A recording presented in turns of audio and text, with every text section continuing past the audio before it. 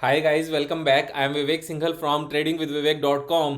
और आज हम बात करने वाले हैं इंडिगो पेंट्स लिमिटेड के बारे में। मैं जब भी किसी भी स्टॉक के बारे में बात करता हूं तो वहां पर तीन चीज़ों का अक्सर ध्यान रखता हूं। सबसे पहले कि उसका बिजनेस अच्छा हो, आने वाले टाइम में वो ग्रोथ पोटेंशियल रखता हो और उसके फाइनेंशियल्स भी यहां पर सपोर्ट करते हो। या तो हमेशा से ही फाइनेंशियल्स अच्छे रहे हो या फिर पिछले कुछ क्वार्टर्स में फाइनेंशियल्स में साफ साफ अच्छी इंप्रूवमेंट आई हो, या फिर और साथ में मीन्स ये दोनों चीजें तो हैं ही, साथ में टेक्निकल एनालिसिस में यहां पर कोई ना कोई चार्ट पैटर्न भी बनता हो। क्योंकि अगर बिजनेस अच्छा है, फाइनेंशियल्स अच्छे हैं, लेकिन करंट में कोई टेक्निकल चार्ट पैटर्न नहीं फ्रेम होता है, नहीं कोई बनता है, बिल्डअप नहीं होता है, तो फिर यहां पर मजा नहीं आता कि चीजों को समझ तो लिया लेकिन यहां पर कोई अपॉर्चुनिटी नहीं है। तो जब भी मैं कोशिश करता हूं किसी भी स्टॉक को डिस्कस करने की, वो टाइम वही होता है जब वहां पर कुछ ना कुछ डेवलप हो रहा हो। तो लास्ट तक वीडियो देखें।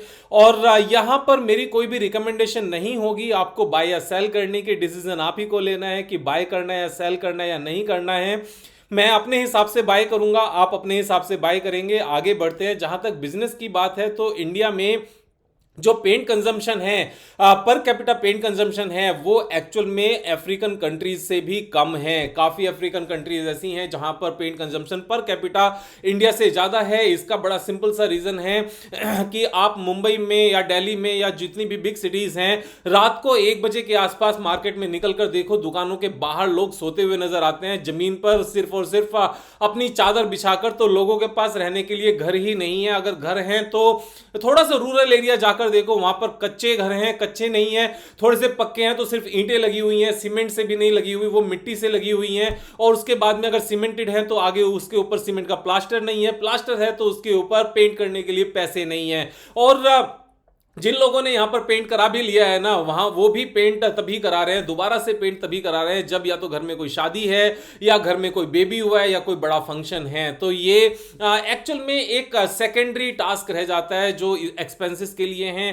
Right now almost all the Indians are facing the challenges के किस तरीके से अगले 12 महीने तक किचन का जो खर्च है उसको सेव करके रखा जाए, बच्चों की फीस दी जाए, या फिर जो जरूरी खर्चे हैं वो सारे के सारे यहां पर किए जाएं। जो पेंट है इसको सेकंड प्रायोरिटी दी जाती है। लेकिन आने वाले टाइम में जैसे जैसे पर कैपिटा इनकम लगातार बढ़ रही है, सिचुएशन यहां पर चेंज हो रही है लगातार। अब पेंट का जो यूज है वो सिर्फ और सिर्फ घर में नहीं होता, वो कारों पे भी होता है, फैक्ट्रीज में भी होता है, रोड पर भी होता है। जितने भी रेस्टोरेंट्स हैं, रिजोर्ट्स हैं, स्कूल्स हैं, हॉस्पिटल्स हैं, सिनेमा हॉल्स हैं, एवरीवेयर जितने भी ऑफिसेस हैं, पेंट का यूज सब जगह होता है। तो जब पेंट माइंड में आए तो सिर्फ और सिर्फ घर माइंड में नहीं आने चाहिए, इट शुड बी एवरीवेयर। और जिस तरीके से इंडस्ट्रियलाइजेशन अभी होना है और पर कैपिटा इनकम बढ़ने की वजह से न्यू स्कूल्स होंगे, सिनेमा मीन्स जो भी मैंने सारी बातें बोली वो सारी की सारी जब यहां से ग्रो करेंगी तो पेंट का जो यूटिलाइजेशन है वो बहुत ज्यादा बढ़ेगा यहां से। और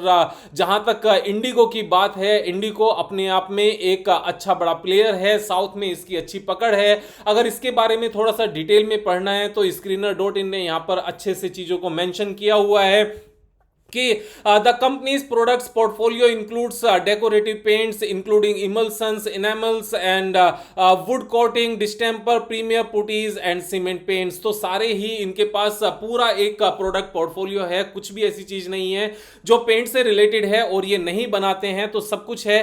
साथ में जो emulsions accounts for 43% of revenue followed by premiers, distempers and others of 24% and enamels and wood coating 18% and cement paints and putty 15%।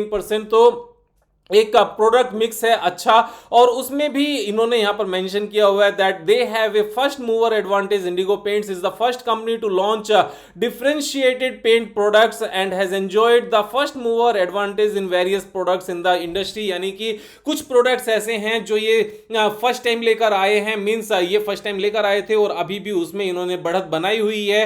और products where the company has first mover advantage are metallic emulsions, tile coat emulsions and bright ceiling coat emulsions, floor coat emulsions and dirt proof and waterproof exterior and laminate and others। it means इसका मतलब ये है कि ये actual में सीधे सीधे paint नहीं है बल्कि एक तरह की पॉलिश है, जिसको करके उसकी लाइफ अच्छी होती है, उसमें शाइन रहती है और चीजें थोड़ी सी बेटर लगती हैं, दिखने में सुंदर भी लगती हैं, उनकी लाइफ भी ज्यादा अच्छी लगती है। And these products contribute 29% of the total revenue जो एक अच्छा बड़ा साइज है companies. Distribution is a very good distribution, लेकिन यहां पर जो एक इंपॉर्टेंट पॉइंट है ध्यान रखने के लिए वो ये है कि साउथ रीजन में इंडिया के साउथ रीजन में इसका जो कंट्रीब्यूशन है रेवेन्यू का दैट इज 46%, यानी कि साउथ से बाहर सिर्फ और सिर्फ 54% है। इट मींस कि जो ग्रोथ का जो पोटेंशियल है जब ये नॉर्थ इंडिया में आएंगे, वेस्ट ईस्ट में और ज्यादा अच्छे से जाएंगे, तो बहुत बड़ा इनके पास एक अनटैप्ड मार्केट है। तो ये एक अच्छा पॉइंट है। एंड साउथ में भी 30% रेवेन्यू सिर्फ और सिर्फ केरला से आती है, तो ये एक मीन्स 70% रेस्ट ऑफ इंडिया से है। तो यहां पर अच्छा खासा इनका आगे चल के स्कोप है। और मैन्युफैक्चरिंग यूनिट की जहां तक बात करें तो इनकी 4 मैन्युफैक्चरिंग यूनिट्स हैं। जो मैंने इसमें रीड किया था, आई एम फॉरगेटिंग कहां रीड किया था, लेकिन the company has total paint manufacturing capacity of 1.95 lakh metric ton from its 3 plant, sorry 4 नहीं है, 3 प्लांट्स हैं located in Rajasthan, Kerala and Tamil Nadu. तो ये सारी चीजें अच्छी हैं, कंपनी अच्छी है और इनके एक्सपेंशन प्लान्स भी हैं। Company has plan to expand its Tamil Nadu plant by with an investment of 150 crore. It has already acquired 17 acre of additional land adjacent to its existing facility in Tamil Nadu. तो सारी चीजें अच्छी हैं। और यहाँ पर recently इन्होंने राजस्थान में जो इनका प्लांट है पुटी बनाने का, उसकी कैपेसिटी इन्होंने डबल की है। तो चीजें सारी अच्छी हैं। और इसमें सबसे इंपॉर्टेंट पॉइंट अगर हम देखें तो रिटर्न ऑन कैपिटल एम्प्लॉयड 24.6%, जो अपने आप में अमेजिंग है। एंड प्लेजिंग परसेंटेज 0 है। Debt equity ratio is almost 0, 2% है, 2% कुछ भी नहीं होता है एज सच।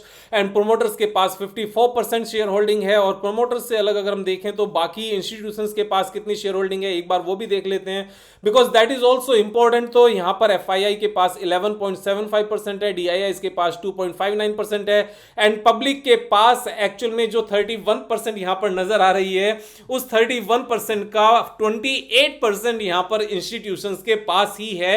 तो पब्लिक के पास सिर्फ और सिर्फ 3% हिस्सेदारी है, ओनली 3%। तो ये एक अमेजिंग कॉन्फिडेंस दिखाता है इंस्टीट्यूशंस की निगाह में कि इस कंपनी का कितना अच्छा फ्यूचर है यहां पर और कितना अच्छा ये कंपनी अभी भी कर रही है। तो ये एक इंपॉर्टेंट पॉइंट हो जाता है। उसके बाद में अगर हम बैलेंस शीट की बात करने लगे तो यहां पर कंपनी का जो रिजर्व है that has increased to 516 crore.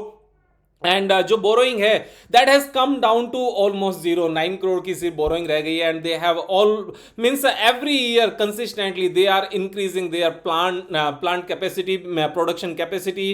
तो सारी चीजें बहुत अच्छी हैं। अदर एसेट्स में जाओगे तो एक और आपको अच्छी बात नजर आएगी कि अभी जो इनका टोटल फिक्स्ड एसेट्स है दैट इज 250 करोड़। एंड जो इनके पास कैश अवेलेबल है वो 258 करोड़ का कैश अवेलेबल है। तो जिस तरीके से इनको मार्केट में अपॉर्चुनिटी मिलती रहेगी, बिना एक भी पैसा उधार का लिए, बिना एक भी पैसा फर्दर बोरो किए, ये अच्छे से अपनी कैपेसिटी को बढ़ा सकते हैं। और इसके साथ में हर साल कितना इनके पास कैश आ जाता है फर्दर ऑपरेशन से, दैट इज 121 करोड़। तो 121 करोड़ तो अभी इनके पास हर साल कैश आ भी जाता है, जो कैश फ्रॉम ऑपरेटिंग एक्टिविटीज है। तो सारी चीजें यहां पर सुपर्ब हैं। क्वार्टरली रिजल्ट्स की बात करने लगे तो क्वार्टरली रिजल्ट्स में highest ever, almost highest ever net profit है। और यहां पर रेवेन्यू भी हाईएस्ट एवर है। जितना भी यहां पर थोड़ा बहुत अगर यहां पर प्रेशर रहा होगा तो वो प्रेशर इस मार्केट में, इस सिचुएशन हम सबको पता है कि कितने लोगों ने अपने पेंट कराने वाले जो उनके प्लान्स थे उनको पोस्टपोन किया है। So we do understand all these things. अब यहां पर आते हैं टेक्निकल्स पर। जब बिजनेस देख लिया अच्छा है, हमने कंपनी देख ली सुपर्ब है, तो यहां पर एक बहुत ही अच्छा टेक्निकल सेटअप बनता हुआ नजर आता है, और वो है complex reverse head and shoulder pattern, जो अपने आप में एकदम बेहतरीन होता है। यहां पर पहले ये लेफ्ट शोल्डर बना, फिर एक और शोल्डर बना, उसके बाद में ये एक बड़ा सा यहां पर हेड बना, उसके बाद में राइट शोल्डर बना, और अब यहां पर सेकंड शोल्डर बनते हुए ऊपर जाने की तैयारी करता हुआ नजर आ रहा है। ये अपने आप में एक क्लासिकल एग्जाम्पल है जहां पर business is good, financials are good and there is a beautiful chart pattern. और यहां पर ये चार्ट पैटर्न को अगर हम नीचे से उठाकर ऊपर मेजर करते हैं कि कितना इसका पोटेंशियल गेन है, तो इसका पोटेंशियल गेन निकल कर आता है करंट प्राइस से लेकर और टेक्निकल टारगेट तक, दिस इज 23%। तो ये 23% तो मुझे 3-4-5 मंथ्स में ही नजर आता है। मैक्सिमम अगर 6 मंथ्स भी लगे तो 23% इन 6 मंथ्स मींस 46% का तो ऐसे ही निकल आता है, बिना यहां पर CAGR के, बिना कंपाउंडिंग के। अगर इसको कंपाउंड भी किया जाए तो 50% के आसपास का ग्रोथ नजर आता है। एक साल में अगर हम 23% 6 मंथ्स में कमा लेते हैं, तो जब मैं ये कहता हूं कि 40% आफ्टर टैक्स कमाना मार्केट में बिल्कुल भी मुश्किल नहीं है, लेकिन मुश्किल किन लोगों को पड़ता है, मैं थोड़ा सा यहां पर वो आइडिया देता हूं। जो लोग खरीदने के बाद में अगर कोई स्टॉक का 5%, 10%, 15% अगर किसी भी रीजन से नीचे आ जाए और वो परेशान होने लगे, तो यहां पर 40% साल का कमाना सिर्फ उन लोगों को परेशान होता है, उन लोगों को ही परेशान करता है जो लोग एक बार तीनों एनालिसिस को कंबाइन करके, business analysis, fundamental and technical analysis, तीनों को अच्छे से यहां पर चेक करके जब अपनी पोजीशन बनाते हैं, और पोजीशन भी not more than 5% in a single stock, कभी भी अपने पोर्टफोलियो का 5% ज्यादा एक स्टॉक में नहीं लगाते, और वो कम से कम 6 मंथ्स का टाइम देते हैं किसी भी स्टॉक को, तो वो उन लोगों को मार्केट में पैसे कमाने में मुश्किल नहीं होती। लेकिन जो एवरीडे देखते हैं और एवरीडे देखकर अगर थोड़ा सा भी स्टॉक नीचे आता है परेशान होते हैं, और ज्यादा नीचे आता है और परेशान होते हैं, और अगर 15-20% नीचे चला जाए तो मींस उनकी हद हो जाती है। यहां पर पैसा नहीं कमाए जाने का रीजन यही होता है कि जब टेक्निकल सेटअप्स देख लिए, बिजनेस समझ लिया, फाइनेंशियल समझ लिया, उन सबको समझने के बाद में 6-7 मंथ्स हमें देना चाहिए। और जब हम इस 6-7 मंथ्स को देने लगते हैं तो पैसा कमा लेते हैं, और अच्छे से कमा लेते हैं। तो मेरा अपने सारे फैमिली मेंबर्स को यही कहना है, जो अपनी बड़ी सी फैमिली है, कि यहां पर जब किसी स्टॉक में पैसा लगाएं तो 3% के आसपास एक स्टॉक में लगाएं, मैक्सिमम 5% लगाएं, और उसको लगाने के बाद में कम से कम 6 मंथ्स का टाइम दें, क्योंकि ये चीज बिल्कुल नॉर्मल है कि खरीदने के बाद में चीजें नीचे आ जाएं। That is natural in this market, क्योंकि मार्केट बिहेव ही ऐसी करती है। तो यहां पर आप अपने हिसाब से यहां पर ट्रेड लेंगे, मैं अपने हिसाब से ट्रेड लूंगा। Thank you so much, have a nice day. कल फिर मिलेंगे एक न्यू वीडियो के साथ, तब तक मजे करो यार।